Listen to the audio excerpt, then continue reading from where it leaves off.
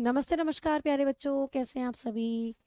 उम्मीद करती हूँ सभी बच्चे एकदम बढ़िया हैं, एकदम मस्त हैं, एकदम शानदार हैं। तो सभी प्यारे साथियों का स्वागत है आपके प्यारे से परिवार रोजगार विद अंकित में। कैसे हैं आप सभी, उम्मीद करती हूँ बढ़िया होंगे, भले चंगे। तो प्यारे बच्चों, गर्मी ने रिकॉर्ड तोड़ा हुआ है और आ जाओ जल्दी से, क्लास को कर रहे हैं हम लोग शुरू। तो आज मेरी बैटरी थोड़ी सी डाउन है और थोड़ी सी डाउन ही रहेगी, क्योंकि आज यहाँ एसी नहीं चल रहे हैं और मेरी तबीयत ख़राब है। तो पैरों में बहुत ज़्यादा दर्द है, ऐसा लग रहा है जैसे उल्टियाँ होंगी मुझे, और बहुत ज़्यादा पूरे शरीर में दर्द है। तो तबीयत थोड़ी सी ढीली है। तो कोशिश करते हैं क्लास लेने की, जहाँ तक ली जाएगी क्लास वहाँ तक लेंगे। ठीक है, चलिए तो आइए, और एनर्जी को वेस्ट नहीं करेंगे। अब हम क्लास को कर रहे हैं शुरू। तो पिछली क्लास में प्लांट मॉर्फोलॉजी में मैंने आपको फ्लावर के बारे में बातें बताई। ठीक है, तो पिछली क्लास में प्लांट मॉर्फोलॉजी में पादप आकारिकी के अंदर हमने बातें करी थी प्यारे बच्चे, किसकी। हमने बातें करी थी फूल के बारे में, पुष्प के बारे में। अब यहाँ से दो चीजें बच जाती हैं। एक तो प्यारे बच्चे फल बच जाता है, फल के बारे में बात करेंगे, फ्रूट के बारे में। ठीक है, और दूसरा बात करेंगे बीज के बारे में। तो चलिए भाई, फल के बारे में बात कर ली जाती है। ठीक है, आपको पेपर में क्वेश्चन आता है फ्रूट्स के बारे में कि जो फल होते हैं, फल ये पौधे के या किसी भी फूल के किस भाग से बनते हैं। तो फल का जो निर्माण होता है ना, आप बताएंगे जो फल होगा ना, पुष्प के अंडाशय से बनता है, पुष्प के अंडाशय रूपांतरण से बनता है। ठीक है, अंडाशय रूपांतरण से बनता है प्यारे बच्चे जो फल होता है। अब मैंने आपको बताया था कि जो पुष्प होता है उसके अंदर नर और मादा भाग होते हैं। नर को हम लोग नर से संबंधित संरचनाएं थी, फिलामेंट था, एंथर था, पोलन ग्रेन था। मादा से संबंधित स्टिग्मा, स्टाइल, ओवरी। ठीक है, या और ओव्यूल। तो ये ओवरी से बनता है, यानी कि पुष्प के अंडाशय रूपांतरण से बनता है। तो कभी भी आपको पूछेगा कि जो फल होता है इसका निर्माण किसी भी पुष्प के किस भाग से होता है, तो आप बताएंगे modification of ovary. Ovary modification से बनता है फल जो होता है। ठीक है, बात समझ में आ गई बात। ठीक, आ जाओ। अब हम लोग आगे बात करेंगे। तो आगे आपको पढ़ना है कि मैम किसी फल के अंदर कौन कौन से पार्ट हैं जो हम लोगों को पेपर में पूछे जाते हैं। एक फल से संबंधित कौन सी संरचनाएं हैं जो हम लोगों को पूछी जाती हैं। तो आपको पेपर में पूछा जाता है कि एक कॉमन फ्रूट जो होता है उसकी कितनी संरचनाएं हैं, उससे संबंधित कितनी संरचनाएं हैं। तो भाई इस फोटो को देखोगे आप लोग फ्रूट के, देखो ये एक फ्रूट है। तो मान लीजिए मैंगो है, मैंगो भी आप खाते हो, मैंगो फ्रूट है, बिल्कुल फ्रूट है। तो जब आप इस फोटो को देखेंगे तो इसमें आपको कुछ चीजें नजर आएंगी। देखो, जब भी आप किसी मैंगो को खाते हो और सबसे बाहर वाला जो छिलका होता है, सबसे बाहर वाला जो छिलका, इसको कहते हैं एक्सोकार्प। क्या कहते हैं? एक्सोकार्प। ये आपको पूछा जाएगा, एक्सोकार्प, कि भाई किसी भी फूल का सबसे बाहरी फल का सबसे बाहरी हिस्सा क्या होता है। तो किसी भी फल को जब हम खाते हैं, सबसे बाहरी हिस्सा कहलाता है एक्सोकार्प। ठीक है, एक्सोकार्प एक तरीके से जो फल है ना उसका छिलका है बेटा, उसकी पीलिंग होती है, जो एक्सोकार्प होता है, छिलका है। ठीक है, जो आप उतार कर खाते हो। आओ मीजोकार्प। मीजोकार्प जो होता है ये किसी भी फल का या किसी भी सामान्य फल का खाने वाला भाग है, इसी को आप खाते हो। भाई जब आप आम खा रहे हो तो आम का बीच वाला भाग खाते हो, इसको कहा जाता है मीजोकार्प। तो मीजोकार्प है प्यारे बच्चे मध्य भाग, इसको कहते हैं मध्य भाग। और किसी भी फल का जो मीजोकार्प है या मध्य भाग, ये खाने वाला भाग है, यही होता है edible part of a fruit. ठीक है, तो ये है एडिएबल पार्ट। आपको पेपर में क्वेश्चन आएगा कि किसी भी फल के अंदर इनमें से कौन सी संरचना खाने वाले भाग के नाम से जानी जाती है, या कौन सा भाग खाया जाता है। तो ये तीन ऑप्शन दे देगा। आप बताएंगे जो बीच वाला एरिया है मीजोकार्प। देखो एम से होता है मिडिल और एम से ही है मीजोकार्प। तो मीजोकार्प है खाने वाला एरिया। ठीक है, अब बात करते हैं तीसरी चीज की, एंडोकार्प। तो एंडोकार्प है सबसे अंतः परत। ठीक है, इसको कहते हैं अंतः भाग। तो ये किसी भी फल का सबसे अंदर का भाग है, अंतः भाग इसको बोलते हैं एंडोकार्प को। इनर है ये इनर पार्ट। किसी भी फल का सबसे आंतरिक भाग कौन सा होता है, आप बताएंगे एंडोकार्प। और एंडोकार्प वाले एरिया से ही हमारा बीज जो है वो शुरू हो जाता है। बीज, भाई ये जो बड़ी सी गुठली निकलती है ना आम के अंदर, ये इसका एंडोकार्प है। और उसी गुठली को जब आप तोड़ते हो तो उसमें एक और छोटी गुठली निकलती है। तो प्यारे बच्चे, ये एक फ्रूट से संबंधित 3 संरचनाएं जो आपको बेसिकली पूछी जाती हैं। ठीक है, समझ में आई बात। अब आप लोगों को फ्रूट के बारे में और बातें भी पढ़नी है। भाई फ्रूट जो होते हैं बेसिकली जो फल होते हैं, अगर हम इनकी बात करते हैं तो इनके कुछ टाइप्स होते हैं। जैसे कि अगर हम बात करते हैं 2 टाइप्स के आपको मेनली पूछे जाते हैं। जो फल के प्रकार हैं वो 2 प्रकार के पूछे जाते हैं मेनली। अगर हम 2 प्रकार के फलों की बात करते हैं तो आपको सत्य फल और असत्य फल पूछे जाते हैं। ठीक है, एक होते हैं प्यारे बच्चे सत्य फल, एक होते हैं सत्य फल जिसको कहते हैं ट्रू फ्रूट। ठीक है, ट्रू फ्रूट। तो फल को अगर हम देखते हैं तो 2 कैटेगरीज में फ्रूट्स को डिवाइड करा गया है, 2 टाइप्स में बांटा गया है। एक है सत्य फल और दूसरे होते हैं असत्य फल। तो सत्य और असत्य फल क्या होते हैं, सिर्फ आपको इतना याद रखना है। ठीक है, इसको कहते हैं फाल्स फ्रूट। False fruit.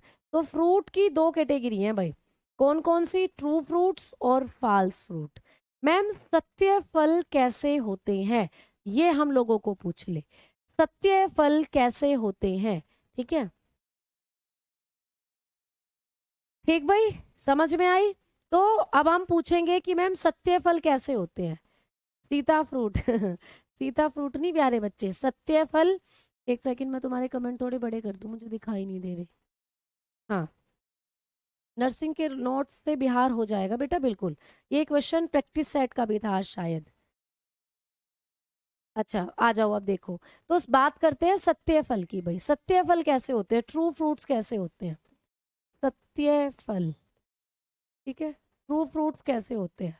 तो ट्रू फ्रूट्स हम उनको कहते हैं जिनका निर्माण केवल अंडाशय रूपांतरण से होता है।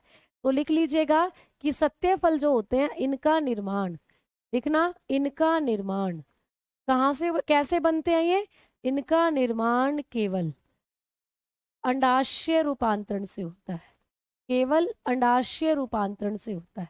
ठीक है, अंडाशय रूपांतरण से जो फल बनते हैं उनको कहा जाता है सत्य फल। तो पेपर में आएगा कि वो फल जिनका निर्माण केवल अंडाशय रूपांतरण से होगा, ये कैसे बनते हैं, ओनली ओवरी मॉडिफिकेशन से बनते हैं। ये ओनली ओवरी मॉडिफिकेशन से बनेंगे बेटा।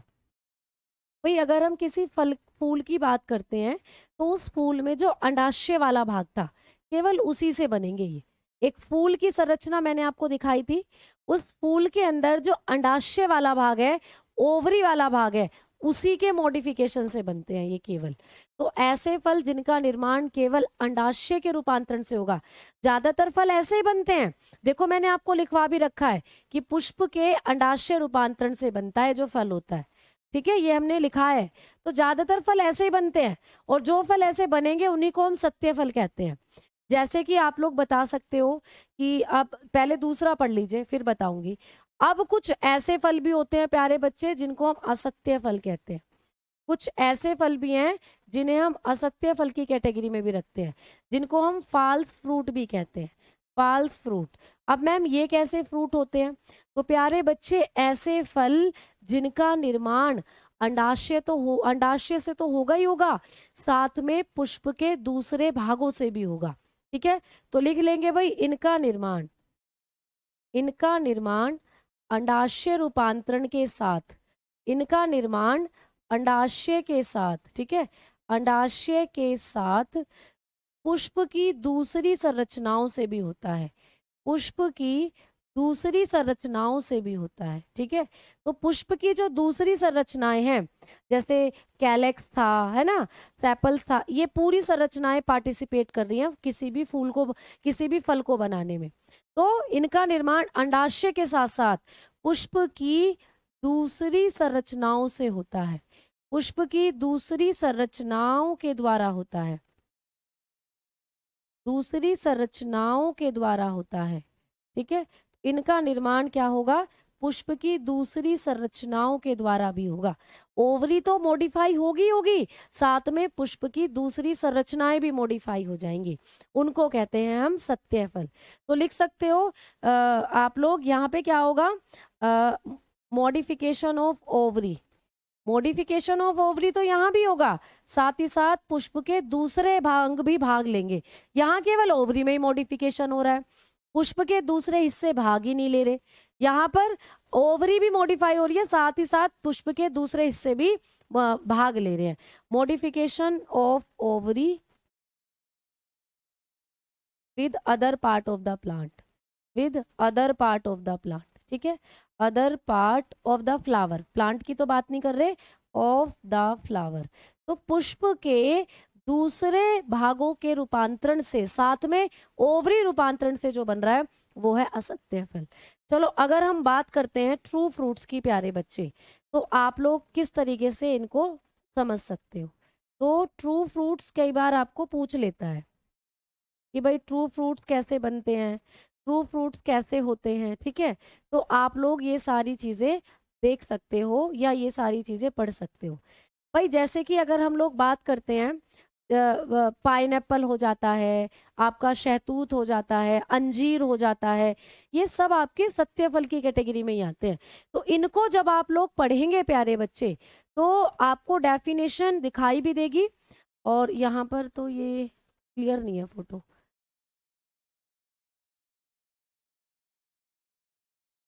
इसमें कोई फोटो क्लियर नहीं आ रहा है जो मैं दिखाती कि भाई फ्रूट्स के दूसरे पार्ट, मतलब फ्लावर के कोई दूसरे पार्ट होंगे, उनसे कैसे हो जाएगा। एक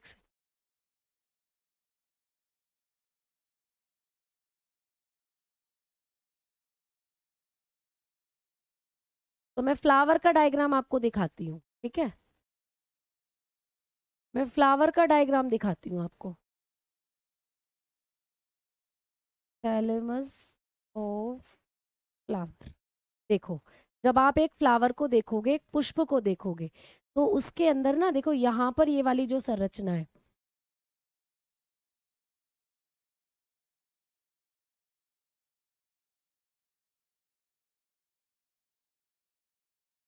ये वीडियो ना हो,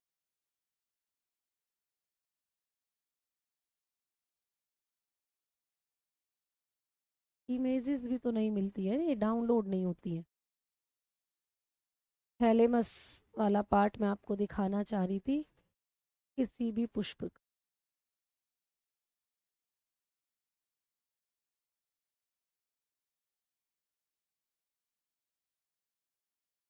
किसी भी पुष्प की जब हम बात करेंगे प्यारे बच्चे, जो थैलेमस वाला पार्ट होता है, इस फोटो में देखना जरा,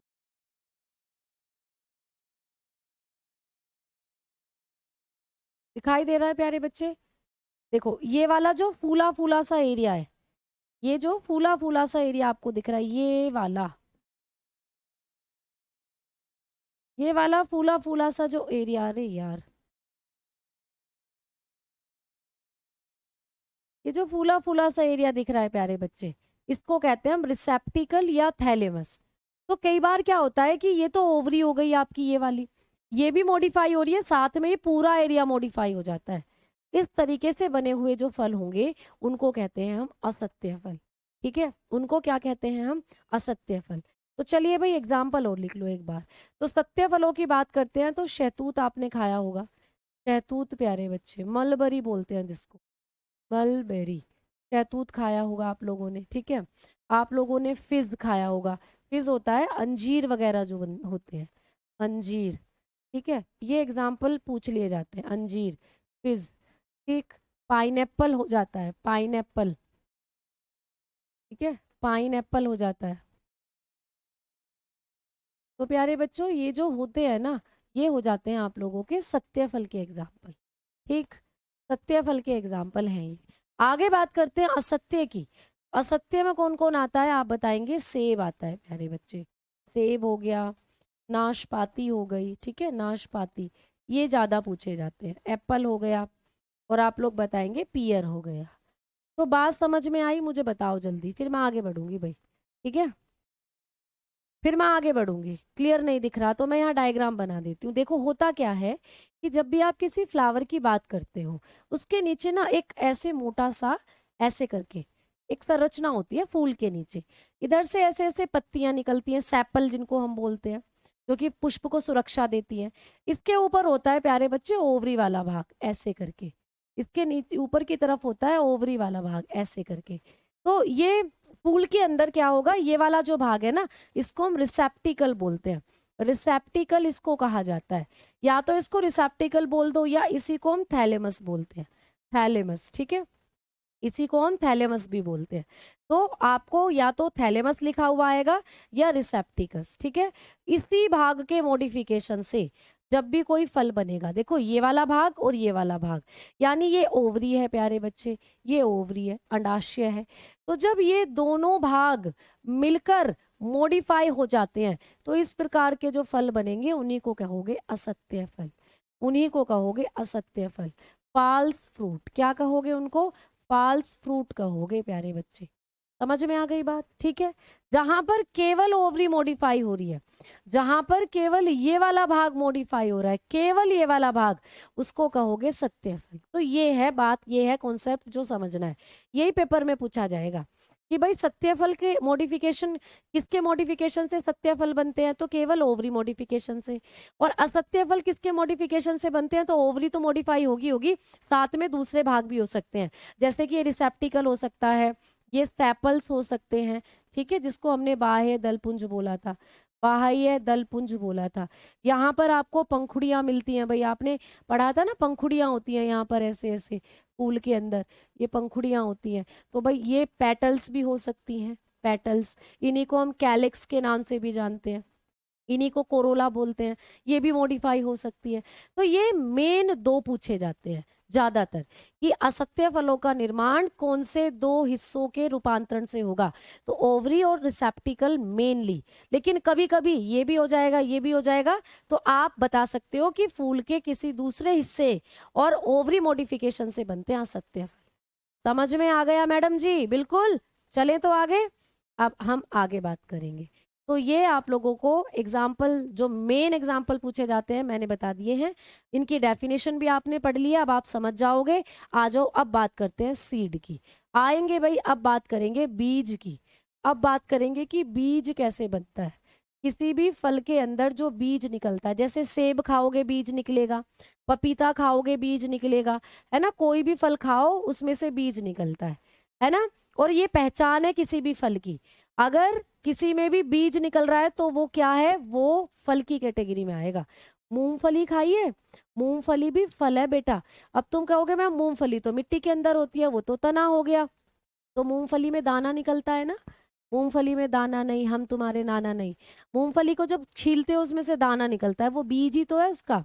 तो मूंगफली भी क्या है बेटा? फल की कैटेगरी में आती है मूंगफली भी। तो अब बीज की बात करते हैं आप लोग। तो बीज कहाँ होते हैं? फलों के अंदर, फलों के अंदर उपस्थित होते हैं, ये सबको पता है। फलों के अंदर उपस्थित होते हैं, ठीक है। तो कहाँ होते हैं? फलों के अंदर उपस्थित होते हैं बीज जो होते हैं। तो आप बताओगे present inside, present inside the fruit. अब यहाँ पर आपको पूछेगा कि बीज का निर्माण कैसे हो रहा है भाई, बीज का निर्माण किस हिस्से से हो रहा है। अगर हम बीज की बात करते हैं तो आप बताओगे फूल के बीजांड भाग से इनका निर्माण होता है। बीजांड भाग से निर्मित होते हैं या निर्माण होता है। ये पेपर में पूछा जाएगा कि भाई फल जो बनते हैं वो किससे बन रहे हैं? आपने बता दिया ओवरी मॉडिफिकेशन से बन रहे हैं, अंडाशय में रूपांतरण से बन रहे हैं। पूछ ले फल के अंदर जो बीज आ रहा है वो कहाँ से आ रहा है? तो बीजांड रूपांतरण से आ रहा है। तो आप बताएंगे मॉडिफिकेशन ऑफ ओव्यूल। ये किसके रूपांतरण से बन रहे हैं, किस भाग से बन रहे हैं? तो मॉडिफिकेशन ऑफ ओव्यूल से ये बनते हैं। मैम ओव्यूल कहाँ होता है? तो वापस से देखो इस पिक्चर को, ये है आप लोगों की क्या प्यारे बच्चे, एक फूल की संरचना। इस फूल के अंदर अगर हम देखेंगे तो प्यारे बच्चे ये मादा भाग है, और मादा के मैंने आपको नाम बताए थे, ये स्टिग्मा है ना, ये वाला एरिया स्टाइल है है ना प्यारे बच्चे, बताए थे ना, ये वाला एरिया ओवरी है लिखा हुआ है, और इसके अंदर भी एक और संरचना पाई जाती है, ऐसे ऐसे, इसको कहते हैं ओव्यूल, इसको कहा जाता है बीजांड। भाई इसका नाम ही क्यों है बीजांड, क्योंकि ये बीज का निर्माण करता है। तो किसी भी फल के अंदर जो बीज बनता है वो ओव्यूल मॉडिफिकेशन से बनेगा, बीजांड रूपांतरण से बनता है। तो फल अंडाशय रूपांतरण से बनेगा, और फल के अंदर जो बीज बनेगा वो बीजांड रूपांतरण से बनेगा। समझ में आ गई बात। अब अगर हम एक बीज की संरचना की बात करते हैं, तो बीज से भी संबंधित कुछ संरचनाएं हैं। देखो जैसे कि ये, इस फोटो को देखो आप लोग, इस फोटो को जब आप देखोगे तो इसमें आपको बड़ी सारी संरचनाएं दिख रही हैं। भाई ये तीनों हिस्से तो एक फल से संबंधित थे, अभी अभी मैंने बताया था कि भैया आउटर स्किन जो छिलका होता है उसको एपिकार्प बोलते हो, बीच वाला हिस्सा जो खाने योग्य होता है उसको मीजोकार्प बोलते हो, और सबसे अंदर वाला हिस्सा जिसको हम इन एंडोकार्प के नाम से जानते हैं। अब बीज की बारी आती है, तो बीज में होता है एम्ब्रियो यानी कि भ्रूण, बीज के अंदर पाया जाता है एम्ब्रियो यानी कि भ्रूण।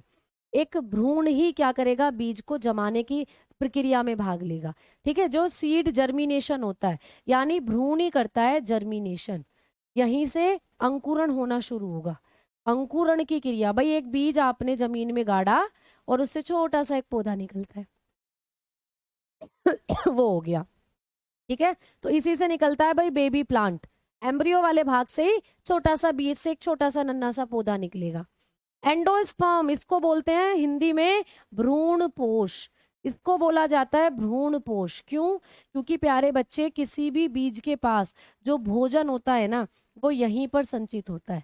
तो ये क्या करता है, भोजन का संचय। ये पेपर में पूछा जाता है कि बीज के पास जब बीज ग्रो करेगा प्यारे बच्चे, फूड स्टोरेज करता है ये। ठीक है, फूड स्टोरेज। भाई प्यारे बच्चों, जब कोई बीज हमने लिया उसको जमीन में गाड़ दिया, अब हमने उसको हल्का सा पानी भी दे दिया, लेकिन उसको हम खाना थोड़ी देते हैं, उसमें से पत्तियां ही नहीं निकली अभी जो वो खाना बनाएगा, तो अभी तो उसके पास खाना नहीं बन सकता। लेकिन वो बेचारा क्या कर रहा है, फिर भी ग्रोथ कर रहा है मिट्टी के अंदर, उसको जब अंदर फिर भी वो स्ट्रगल कर रहा है, उगने की, जर्मिनेट होने की कोशिश कर रहा है, तो उसको खाने की जरूरत है, एनर्जी की जरूरत है, तो उसके अंदर खाना पहले से ही रिजर्व रहता है। तो बीज के अंदर कौन सी संरचना भोजन संचय का कार्य करती है, आप बताएंगे भ्रूण पोष। तो किसी भी बीज के अंदर वो संरचना जिसको एंडोस्पर्म बोलते हैं, यहीं पर भोजन का संचय होता है।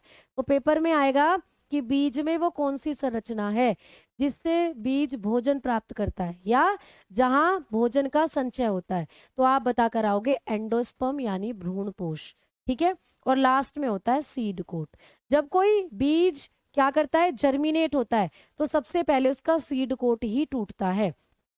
सीड कोट को टूटने के लिए, जब सीड कोट टूटेगा तो टूटने के लिए क्या चाहिए प्यारे बच्चे, इसको टूटने के लिए चाहिए भैया आप लोगों को चाहिए उचित तापमान। क्या चाहिए, उचित तापमान। मिट्टी के अंदर सही टेम्परेचर होना चाहिए, ठीक, उचित पानी की मात्रा होनी चाहिए, उचित पानी होना चाहिए मिट्टी के अंदर। ठीक है, ह्यूमिडिटी सही होनी चाहिए, आर्द्रता सही होनी चाहिए मिट्टी के अंदर। तो टेम्परेचर भी यहाँ पर वेरी करेगा, यहाँ पर वाटर का अमाउंट भी वेरी करेगा, और ह्यूमिडिटी, आर्द्रता भी यहाँ पर जरूरी है। तो किसी भी बीज को जर्मिनेट होने के लिए ये सारी चीजें चाहिए, टेम्परेचर भी चाहिए, पानी भी चाहिए। लगभग 27 डिग्री, लगभग 27 से 30 डिग्री सेल्सियस पर जो बीज होते हैं, या ऐसा मानकर चलो 27 से 35 डिग्री सेल्सियस पर बीज जर्मिनेट करता है। ठीक है, यानी कि अंकुरित होता है। इतना टेम्परेचर उसको चाहिए ही चाहिए अंकुरित होने के लिए। समझ में आ गई बात? ठीक है, क्लियर हो गई बात आप लोगों को, समझ में आ गई ना कहानी? अब मैं आगे बढ़ूं? ठीक है बेटा, सहतूत में बीज होता है, सहतूत में बीज आपने देखा होगा, बीच बीच में काले काले, बहुत आराम से देखना, नन्हे नन्हे काले काले लगे हुए होते हैं सहतूत के अंदर जो बीज होते हैं। ठीक है, क्लियर? आगे बात करें भाई। तो देखना कभी सहतूत को काले काले बाहर की तरफ ऐसे ऐसे ऐसे ऐसे काले काले से लगे हुए होते हैं, केले में बीज होता है। केले को, पके हुए केले को लेना, अच्छे से उसको ऐसे दबाना, 3 भागों में टूटता है केला, 3 लेयर निकल कर आएंगी, तो बीच में काली काली सी लाइन होती है, वो बीज होता है उसका, केले का। ठीक है, चलो। पेरिकार्प क्या होता है प्यारे बच्चे? इन तीनों को मिलाकर, एपिकार्प, मीजोकार्प, एंडोकार्प, इन तीनों को मिलाकर कहा जाता है पेरिकार्प। तो किसी भी फल के अंदर जो पेरिकार्प है, इसमें 3 संरचनाएं आएंगी, एपिकार्प, मीजोकार्प और एंडोकार्प। ठीक है, क्लियर? ठीक, आगे बढ़े, चले, चलो। तो ये आपको समझ में आ गई बातें। एम्ब्रियो बना, बताना दोबारा। एम्ब्रियो प्यारे बच्चे, एम्ब्रियो वाले भाग से अंकुरित छोटा सा पौधा निकलता है। जब आप किसी बीज को बोओगे, मान लो ये कोई बीज है, ठीक है, मान लो ये कोई बीज है छोटा सा, आपने इसको मिट्टी में जमा दिया, बो दिया, तो इससे जो छोटा सा पौधा निकलेगा ना, ऐसे ऊपर मिट्टी के, तो छोटा सा पौधा निकलेगा, तो ये जर्मिनेट हो गया इसका मतलब। तो इसका अंकुरण वाला जो एम्ब्रियो वाला पार्ट है ना, वहीं से छोटा सा पौधा निकलता है। आप अपने घर में चने को, जब चने जो है वो बीज ही तो है एक तरीके के चने, उनको पानी में भिगा देते हो, स्प्राउट निकलते हैं उनसे, छोटे छोटे, तुमने देखा होगा। तो वो कहाँ से निकलते हैं? चने की एम्ब्रियो वाले भाग से निकलते हैं, तो छोटे छोटे बीज से निकल कर आते हैं, एम्ब्रियो वाले भाग से निकल कर आते हैं। ठीक है, हाँ, चले आगे। तो भाई आज तबीयत बड़ी खराब है मेरी, बहुत मुश्किल से मैं आपको पढ़ा रही हूँ बेटा। आ जाओ आगे बात करते हैं। तो प्लांट मोर्फोलॉजी में इतनी चीजें आप लोग पढ़ कर जाएंगे बेटा, इतनी चीजें आपको पेपर में पूछी जाएंगी। ठीक है, आ जाओ आगे बात करते हैं। हाँ, लिख सकते हो, बिल्कुल लिख सकते हो, बाकी पीडीएफ आपको देती हूँ मैं, बोर्ड पीडीएफ, उससे भी आप तैयारी कर सकते हो। आओ, अगला टॉपिक है आज हमारा प्लांट टिश्यू। प्लांट टिश्यू हमारा अगला टॉपिक है, पादप ऊतक। ठीक है, पादप ऊतक, प्लांट टिश्यू। तो प्यारे बच्चे, पादप ऊतक क्या होते हैं? सबसे पहले तो बात करेंगे मैम, ऊतक हमारे अंदर भी है क्या? तो भाई ऊतक सभी में पाए जाते हैं, चाहे हम हो या चाहे पेड़ पौधे हों, चाहे कोई जंतु हो चाहे कोई पेड़ पौधे हों। तो मैम ऊतक होते क्या हैं या इनके अध्ययन को क्या कहते हैं? तो सबसे पहले हम लोग बात करेंगे स्टडी। भाई टिश्यू जो होते हैं, इनकी स्टडी को क्या कहा जाता है? टिश्यू के, ऊतक के अध्ययन को क्या कहा जाता है? ऊतक के अध्ययन को कहा जाता है हिस्टोलॉजी। क्या कहते हैं प्यारे बच्चे? हिस्टोलॉजी। तो हिस्टोलॉजी होता है, हिस्टोलॉजी होता है ऊतकों का अध्ययन। ऊतकों के अध्ययन को कहा जाता है हिस्टोलॉजी। ठीक है, अब ये जो ऊतक होते हैं मैडम जी, इनके अध्ययन को हिस्टोलॉजी कहते हैं। तो ऊतक की खोज किसने करी, ये बताओ? डिस्कवरी किसने करी थी टिश्यू की? टिश्यू को किसने खोजा था? तो टिश्यू की खोज का श्रेय दिया जाता है एक बिकेट नाम के साइंटिस्ट को। बिकेट, ठीक है, तो बिकेट नाम के साइंटिस्ट थे, उनको दिया जाता है ऊतक की खोज का श्रेय, बिकेट। क्लियर? अब ये जो ऊतक हैं प्यारे बच्चे, या ये जो बिकेट है, इन्हीं को कहा जाता है फादर ऑफ हिस्टोलॉजी। इन्हीं को बोल देते हैं फादर ऑफ हिस्टोलॉजी। ठीक है, फादर ऑफ हिस्टोलॉजी, ऊतक विज्ञान के पिता, इन्हीं को हम लोग बोल देते हैं। ठीक है, फादर ऑफ हिस्टोलॉजी, ऊतक विज्ञान के पिता, ऊतक विज्ञान के पिता, इन्हीं को कहा जाता है। ठीक है, ऊतक विज्ञान के पिता, इन्हीं को कहते हैं बेटा। अब मैम ये बताओ ऊतक होते क्या हैं? तो आपके शरीर में या पौधों के अंदर बहुत सारी कोशिकाएं पाई जाती हैं। भाई सबको पता है पौधे भी कोशिकाओं से मिलकर बने हैं, हमारा शरीर भी कोशिकाओं से मिलकर बना है। तो अलग अलग कोशिकाएं हमारे शरीर में है, अलग अलग कोशिकाएं पादपों के शरीर में है। ठीक है, तो वॉइस इंक्रीज करो बेटा, वॉइस फुल है। मैंने कहा ना आज मुझे थोड़ी सी मेरी दिक्कत, मेरे मतलब तबीयत खराब हो रही है बहुत ज़्यादा, मेरे पैरों में इतना दर्द है, मेरे पैर ऐसे ऐसे हिल रहे हैं, इसलिए मैं सीधी खड़ी नहीं हो रही, मैं इधर उधर नाच रही हूँ तुम्हारे, मतलब मुझ पे खड़ा नहीं हुआ जा रहा सीधा। दूसरा, मेरी कमर में बहुत दर्द है, पता नहीं क्या हो गया मुझे। और और ऐसा हो रखा है जैसे उल्टी आने वाली है गर्मी से। आज सुबह से ना ये एसी खराब हो गया, तबीयत तो मेरी 3-4 दिन से खराब हो रही है। और आज सुबह ही एसी में फॉल्ट हो गया, सुबह से लाइट वाला मुझे पागल बना रहा है कि मैं अब आ रहा हूँ 1 घंटे में, अब आ रहा हूँ 1 घंटे में, वो तो अभी तक आया नहीं है। और कमरे में इसमें इतनी हीट होती है क्योंकि ये बोर्ड चलता है, ये लाइट्स जलती है, सिस्टम है यहीं पर, तो हीट बहुत ज़्यादा होती है। हीट में, गर्मी में मुझे पता नहीं कुछ दिक्कत हो गई है। अब सुबह से क्लासेस चल रही है ना, तो मेरे अंदर डिहाइड्रेशन हो गया है और ज़्यादा दिक्कत मुझे मेरे पैर कर रहे हैं। ये समस्या आ रही है मेरे साथ। तो आओ आगे बात करते हैं अब हम। तो आगे बात करेंगे मैम ऊतक होते क्या हैं। तो प्यारे बच्चे, जो ऊतक होते हैं ना, ये समान कोशिकाओं का समूह है। एक बार समझना इस चीज को। मान लो ये पादपों के अंदर या हमारे अंदर क्या है, कोशिकाएं हैं बेटा। ये पादपों के अंदर या हमारे अंदर कोशिकाएं हैं, ठीक है। एक सेकंड रुकना भाई। ये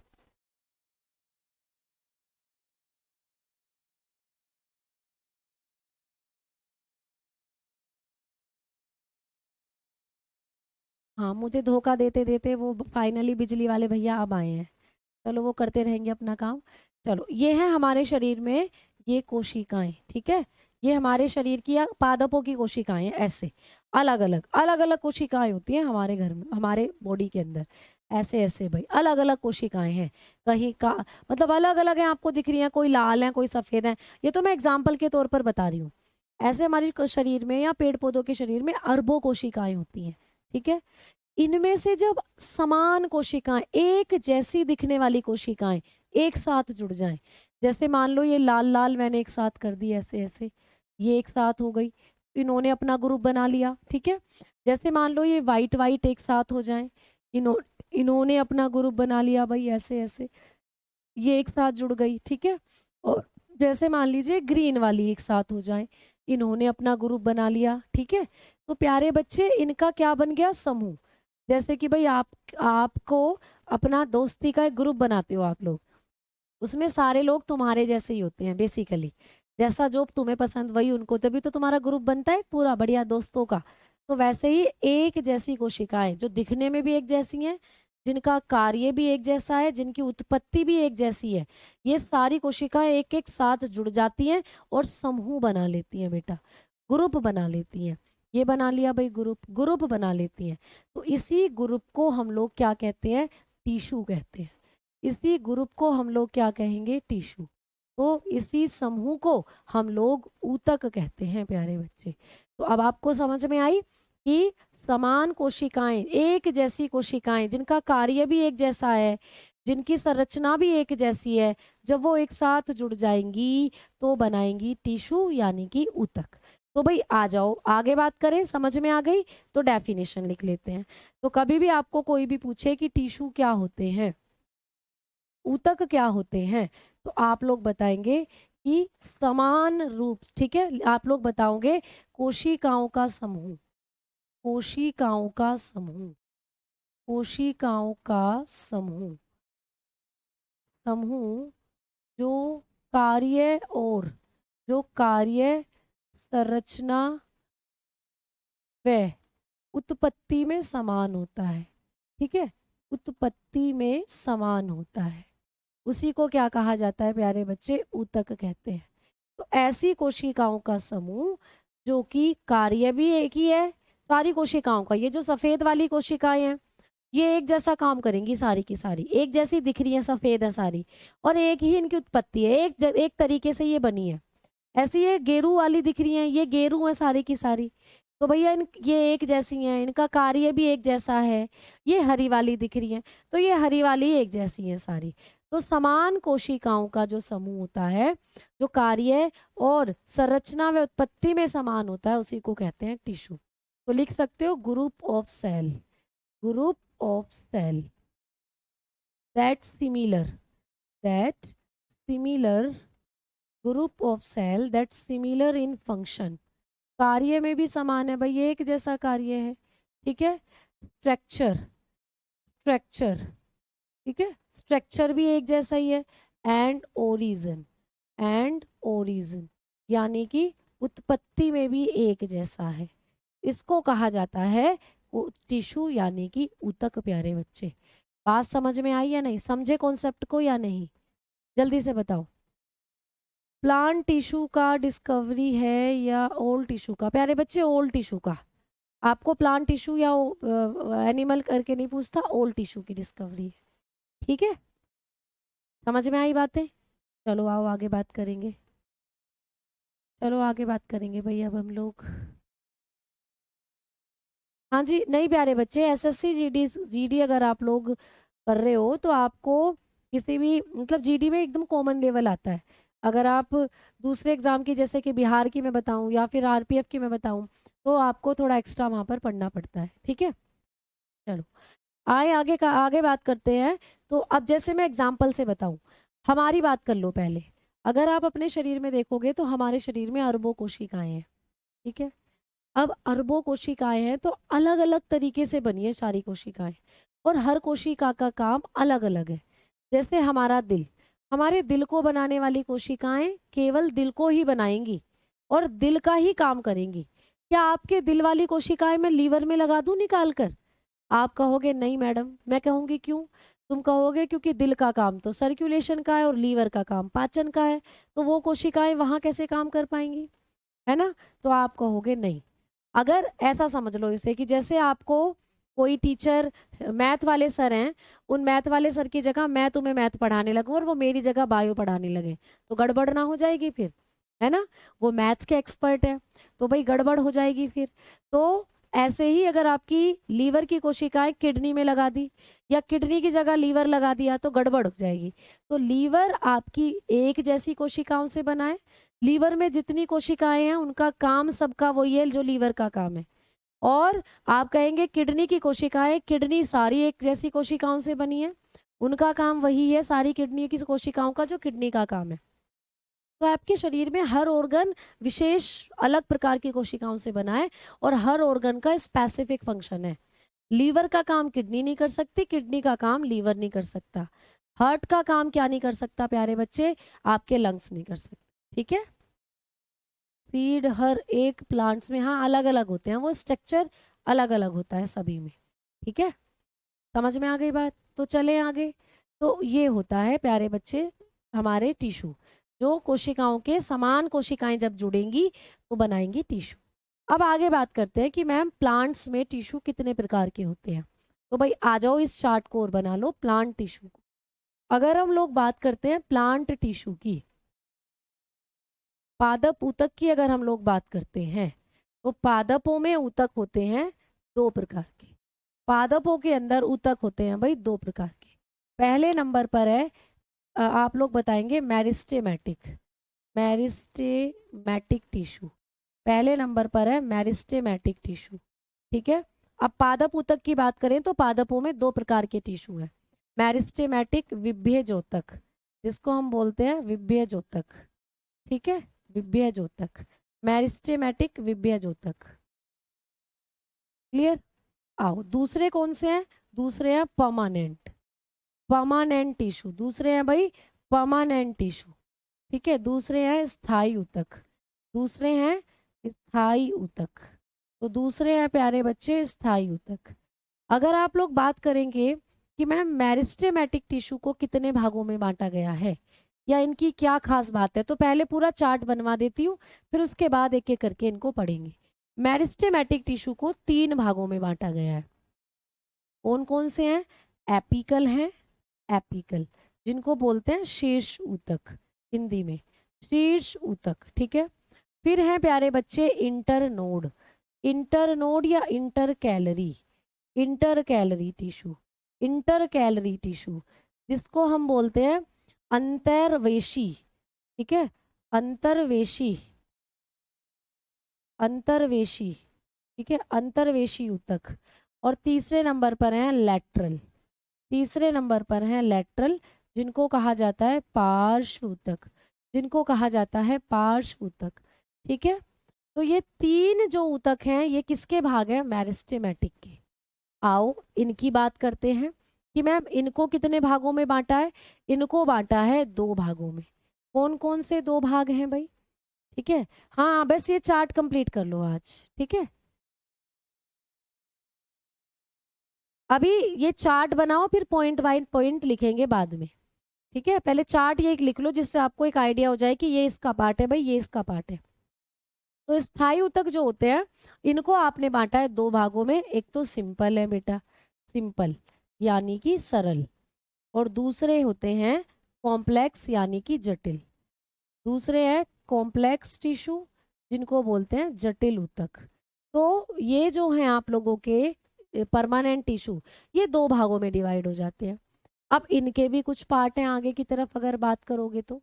अगर आपको कभी पूछे कि सिंपल को कितने पार्ट्स में बांटा है, तो सिंपल को प्यारे बच्चों तीन भागों में बांटा गया है।